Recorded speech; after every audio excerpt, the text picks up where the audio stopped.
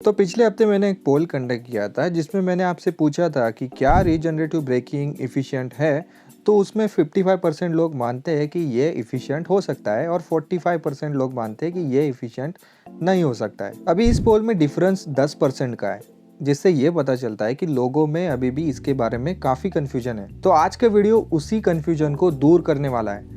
तो जो लोग नहीं जानते कि रीजनरेटिव ब्रेकिंग क्या होता है, उनके लिए मैं ये शॉर्टकट में बता देता हूँ। जब भी व्हीकल को एक्सेलरेट करते हैं और उसके बाद जब उसको डीएक्सेलरेट करना होता है, तब हम लोग ब्रेक्स का इस्तेमाल करते हैं। उस समय ब्रेक्स क्या करते हैं, इस काइनेटिक एनर्जी को कन्वर्ट कर देते हैं हीट एनर्जी में, जो कि फ्रिक्शन के कारण पैदा होता है, और इस एनर्जी को हम लोग यूटिलाइज नहीं कर सकते हैं। और इतने ज्यादा फ्रिक्शन के कारण ब्रेक्स भी काफी ज्यादा डैमेज होते हैं। तो इसलिए इस प्रॉब्लम के सॉल्यूशन के तौर पर आज रीजनरेटिव ब्रेकिंग सिस्टम का इस्तेमाल ज़्यादा से ज़्यादा होता है। बट क्वेश्चन है कैसे।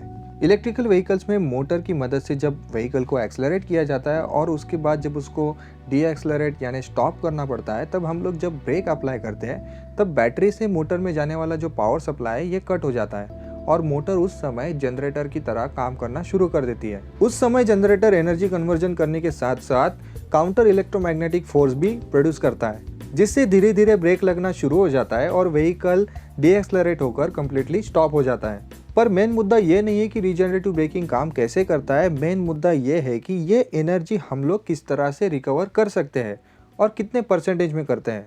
एक्चुअली ये डिपेंड करता है ड्राइवर के बीबी पर, यानी ब्रेकिंग बिहेवियर पर। जैसे कि हम लोग सिटी में ड्राइव करते हैं तो हम लोग ज़्यादा ब्रेकिंग करते हैं, और इस कारण क्या होता है, रीजनरेशन का जो परसेंटेज होता है ये काफ़ी ज़्यादा होता है। और इसी के अपोजिट अगर हम लोग हाईवे पे ड्राइव करेंगे तो वो टाइम पे हम ज़्यादा ब्रेकिंग नहीं करते हैं, तो वो टाइम पे रीजनरेशन का जो परसेंटेज होता है ये काफ़ी कम होता है। टेस्ला के डाटा के अनुसार रीजनरेटिव ब्रेकिंग 60 से लेकर 70% इफिशियंट होता है। पर दोस्तों, इसका मतलब ये नहीं होता है कि अगर मुझे 100 किलोमीटर का रेंज मिलता है तो 60% इफिशियंसी के हिसाब से मुझे 160 किलोमीटर मिलना चाहिए। एक्चुअली ये इस बारे में है कि जब भी व्हीकल को एक्सेलरेट करने में हम लोग जितनी एनर्जी पुट करेंगे, उतनी एनर्जी डीएक्सेलरेशन के वक्त व्हीकल को रोकने में यूज करते हैं, और वो हमारी एनर्जी वेस्ट ऑफ एनर्जी होती है, जिसे हम लोग रिकवर नहीं कर सकते।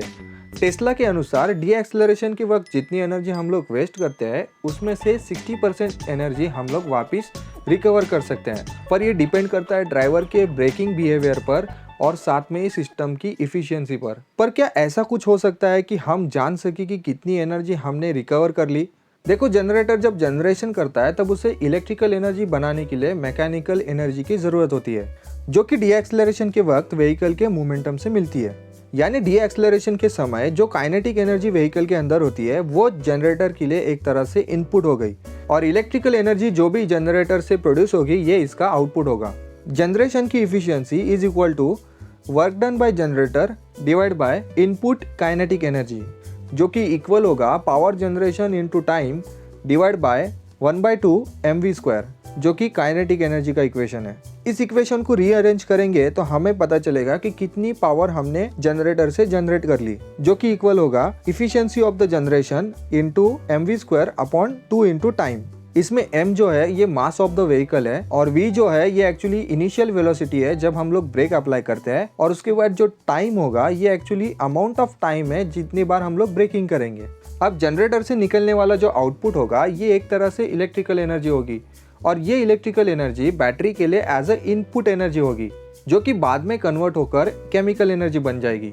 पर दोस्तों, आपने एक ध्यान दिया कि ये जो एनर्जी है जो केमिकल फॉर्म में कन्वर्ट हो रही है, यही आपकी रीजनरेटिव एनर्जी होगी, यानी रिकवर एनर्जी होगी, जिसे अभी हम सेम इक्वेशन में लिखेंगे। Efficiency of the battery is equal to power output divide by power input. यहाँ पे जो पावर इन है जो बैटरी के अंदर जाने वाली है वो आपकी इलेक्ट्रिकल एनर्जी है, तो यहाँ पर हम लोग power input is equal to power generation ऐसा लिख सकते हैं, और यहाँ पर पावर आउटपुट जो है ये बराबर होगा work output divide by time, और इसे हम लोग इक्वेशन 2 ऐसा नाम देंगे। पावर जनरेशन यहाँ पे जो टर्म है इसके ऊपर अगर हम लोग इक्वेशन नंबर 1 पुट करेंगे और इक्वेशन को फिर से रीअरेंज करेंगे तो हमें हमारा फाइनल इक्वेशन मिलेगा, जो कि बताएगा कि efficiency of the battery into efficiency of the generator into mass into velocity square divide by 2। Actually equation में जो वर्क आउटपुट लिखा है इसका मीनिंग यह है कि कितनी एनर्जी हमने वापस रिकवर कर ली। अगर बैटरी की इफिशियंसी 50% है, जनरेटर की इफिशियंसी 50% है, और व्हीकल का जो मास है ये 1000 kg है, जब हमने ब्रेक अप्लाई किया तब व्हीकल की वेलोसिटी 50 किलोमीटर पर आवर थी और डिवाइड बाय 2 करेंगे तो आंसर जो आएगा ये 3,12,500 जूल इतना होगा। और एक्सेलरेशन करते वक्त हमने कितनी एनर्जी उसमें पुट की, वो होगी 1/2 into mass into velocity square. इसमें अगर हम लोग सेम नंबर्स इनपुट करेंगे तो टोटल एनर्जी हमने एक्सेलरेशन करने में लगाई वो होगी 12,50,000 जूल। और इसी से हम लोग रीजनरेटिव एफिशिएंसी को निकाल सकते हैं, यानी कि जो एनर्जी हमने ब्रेकिंग के समय रिकवर की उससे सिर्फ डिवाइड करना होगा जो एनर्जी हम लोग इनपुट करते हैं। और इसका आंसर आएगा 0.25, जिसे हम लोग मल्टीप्लाई करेंगे 100 से, तो यहाँ पर आंसर मिलता है 25% रीजनरेटिव एफिशिएंसी।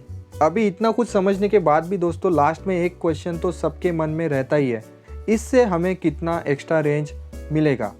एक्चुअली हम लोग इसे एग्जैक्ट कैलकुलेट नहीं कर सकते हैं क्योंकि ये भी डिपेंड करता है जिस तरह से आपका किलोमीटर डिपेंड करता है, लेकिन प्रैक्टिकल रिजल्ट्स के हिसाब से आप 3% से लेके 35% तक एक्स्ट्रा रेंज कवर कर सकते हैं just by using regenerative braking.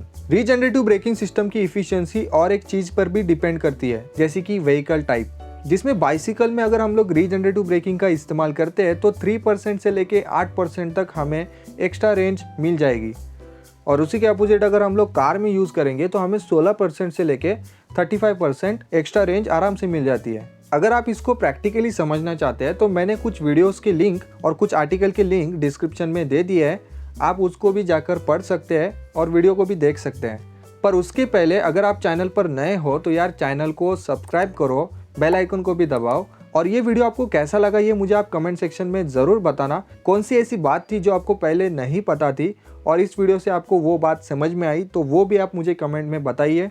तो मिलते हैं दोस्तों नए टॉपिक में नए वीडियो के साथ। धन्यवाद।